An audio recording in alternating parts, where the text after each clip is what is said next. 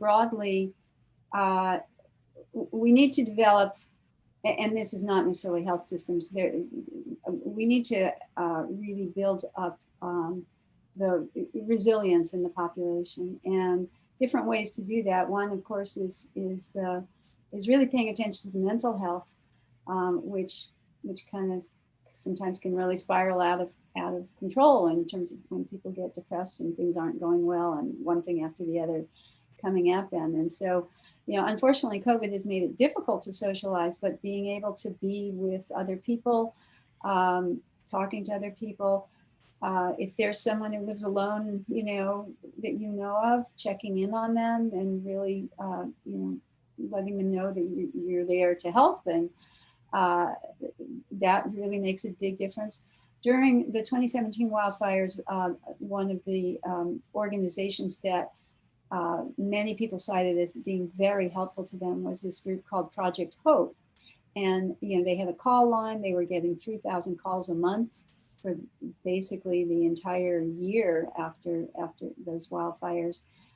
They also had kind of small group, focus group kinds of therapies sessions that they offered, and many people found those to be really, really helpful during that period, because it's a group trauma. It's not just your own individual trauma. And so on the one hand, there's reminders everywhere you would go. You would see, burned out places, and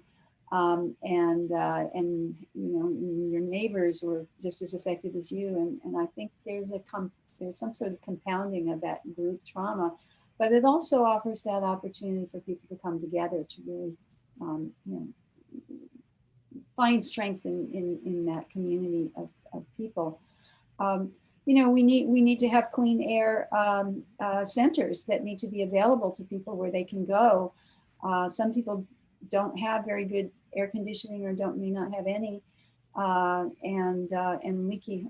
Older homes tend to be a lot more leaky in terms of the amount of smoke that gets in. So, being able to go to a clean air center could really make a big difference, and especially for people who have asthma or pre-existing, respiratory conditions. I think on the broader picture is that we need to, this is going to be with us for decades, and if we want to start seeing, at least in the lifetimes of the younger people, excuse me, the younger people, change, we have to actually start doing what it takes to stop producing so much greenhouse gas emissions, and get off of fossil fuels, and really change the way we organize our societies and our transportation and the way we build our communities, and how, the energy sources and greening everything is what we have to do, because the climate scientists have said it. This is we're on an upward trajectory for global warming, and all of the records in terms of climate that have been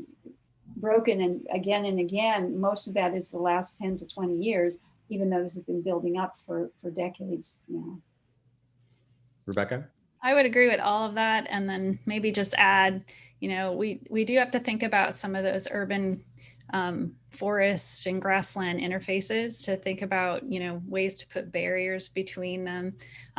So even in terms of just open space land, but also ways to reduce brush, or keep, brush away from houses a bit, as much as we can. And on top of that, I'm kind of always bothered a little bit by the fact that, and again, this year is a little bit special in terms of having a pandemic at the same time, but year after year, we have a shortage of N95 masks. And I think that is something that there needs to be some incentives to mass produce those and get enough where we can have them available. I mean, they are highly recommended if you do have to go outside in poor air quality to be wearing an N95 mask. The kinds we wear for COVID are not going to protect you against those smallest particles that get deepest into the lungs and cause inflammation. So I think there needs to be some sort of push to get more N95 masks available to people who need them, including people like farm workers that, they're out there all day in that air,